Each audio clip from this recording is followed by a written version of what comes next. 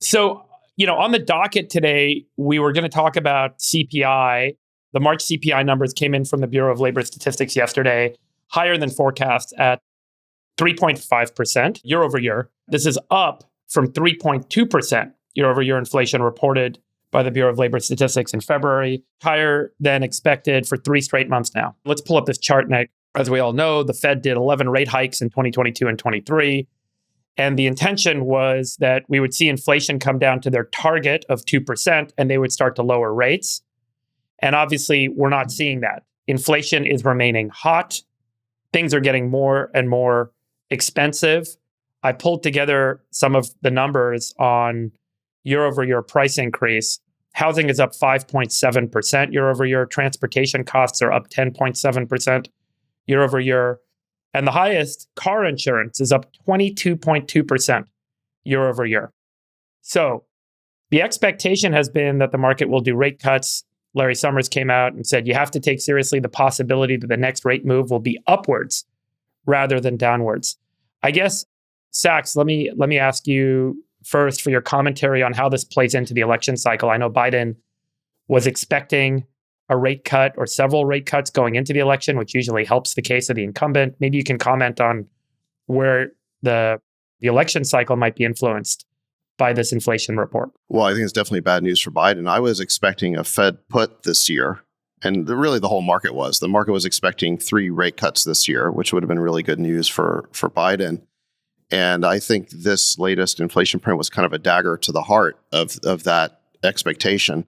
And I think the Wall Street Journal put it best. It said here, Wednesday's report had been hotly anticipated because Fed leaders had been willing to play down stronger than anticipated inflation readings in January and February, as reflecting potential seasonal quirks. But a third straight month of above expectations inflation data erodes that story and could lead Fed officials to postpone anticipated rate cuts until July or later. So it's not just the fact that this inflation print was higher than expected. It was also higher than expected in January and February, but people were willing to kind of overlook that, saying, well, maybe it was just kind of a, quirky reading. But now we've had 3 straight months. It's pretty clear that the narrative that we had going into this year, which was that inflation was on its way down, that it peaked at 9% as the official rate, I think, in 2022, and then it was going down every month through all of 2023. And I think the expectation going into 24 was it would keep going down and we get these rate cuts. Well, after 3 straight months of inflation being more persistent and stickier than people expected, I think that narrative is basically dead. So I think the new narrative now is rates are going to be higher longer. And I think Larry Summers is reflecting that view. Larry's going further. He's not just saying that rates are going to be at the current rates for longer. He's saying they might actually increase. And that's a risk. Yeah, last summer, he said, and this was last summer, so almost a year ago, he was saying, the market's got it totally wrong. We're actually going to need much higher rates than the market's anticipating for much longer as well than the market is anticipating. And so did Mario Draghi. They both said the same thing. No one paid attention to him. Everyone ignored it and assumed that this was going to be a quick rebound to normalization. It's clear that, once again, Larry has proven himself to be fairly prescient in understanding where things are headed. Larry Summers has, for the most part, been spot on on this whole inflation question going all the way back to 2021. Remember, 100%. In Q1 of 2021, Biden's first quarter in office, the big legislative push was for the $2 trillion COVID relief bill. This is the so-called American Rescue Plan. And Larry Summers said that it risked inflation. It was an inflationary bill. It was too stimulatory. Yeah, too stimulatory. We didn't need it. The economy was already coming back, and we didn't need it. And Biden was risking inflation. But of course, inflation was only at 2% at that point. So the administration kind of poo-pooed Larry and said, this is Larry Summers being Larry or whatever. And sure enough, we were at 5% inflation by that summer. And you have to wonder, if Biden had listened to that advice, would he be in a different position right now going into the election? I think probably he would have been. And you got to wonder, for what? I mean, what did that $2 trillion accomplish? I mean, COVID was winding down. I mean, these were the last bit of stimmy checks and payments to these pharma companies. And I mean, it was basically a grab bag, and it was passed on straight party lines, and it was just totally unnecessary. I mean, the economy certainly didn't need it. And so here we are. And I think that a lot of people, including the markets, thought that Biden was kind of out of the woods, that this year we'd see the final leg of inflation going back to normal, but that's not going to happen. And I think, going beyond the political ramifications, I think there could be several other knock-on effects that we should talk about. I mean, one is for the consumer. This means that the cost of borrowing is going to be higher for longer. That makes it harder to buy a house. Mortgage payments are higher. That also means if there's fewer home sale transactions, it means the price of housing could come down. So there could be a correction in that market. Second, if you want to buy a car, your car payment's higher. And if you have loans, your personal interest is going to be higher. And this is why I think consumers feel like they're worse off than the economic data would otherwise reflect. And Larry Summers actually had a tweet storm about this about a month ago, where he calculated that if you included the cost of borrowing in inflation, that inflation was much higher than people thought, and that it actually peaked not at 9%, but at 18%.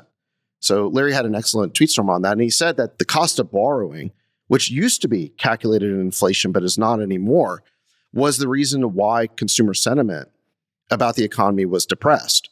He said that accounted for about 70% of it. So people should be feeling better off because GDP growth is good and unemployment is low, but they're not because inflation is so high. And if you include cost of borrowing, the inflation's even higher. So I think this is really bad news for Biden. But it's a story that's been going on now for 3 years. It's not just this one inflation print. Right. It's funny. Yesterday, Biden said during a press conference with Japanese Prime Minister Kishida that he's sticking with his prediction of a rate cut before year's end, but there might be a delay, which I think is obviously, based on what the data is showing and what folks that seem to know and have been pretty good predictors are saying is unlikely. We were supposed to get one in April. Yeah. And we were supposed to get one in June. Oh, yeah. Remember, the Fed Open Market Committee in December stated that they expected 3 rate cuts this year. And I think the market in some cases were predicting as high as 4 or 5. Right. And now we may not have any, and we may actually see a rate hike if you were to follow Summers. Well, if we see a rate hike before the election, I think Biden is toast. Yeah. But I mean, I think Summers gave that maybe a 15 to 20% chance, it's still not the most likely scenario, but it's possible. But it's possible, Chamath, and no one was counting on that in December.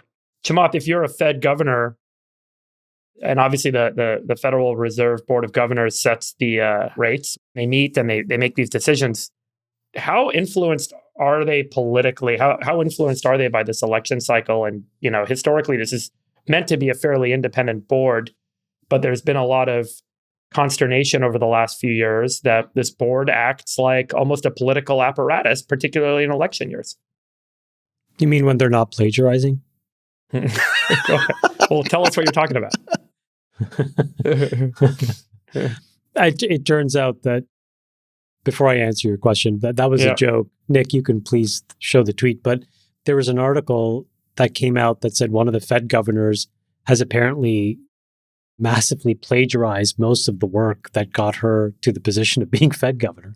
Yeah. So the same thing that happened to the president of Harvard. So TBD what happens to that Fed governor. But it seems, my observation there was just more that it's like the preferred method of defenestration now of academics and the apparatchik, right? Before, if you had right-leaning views or centrist views, you get run out of town and get fired. Now, all of those folks are using these search engines to basically figure out really quickly that you plagiarized a large quantity of your academic work and that your scholarship is a little bit more speculative, which then brings into question, why do you get the right to help set the policy of the most important economy in the world? Well, anyways, so that was that joke. But so I think that you're asking the absolute right question.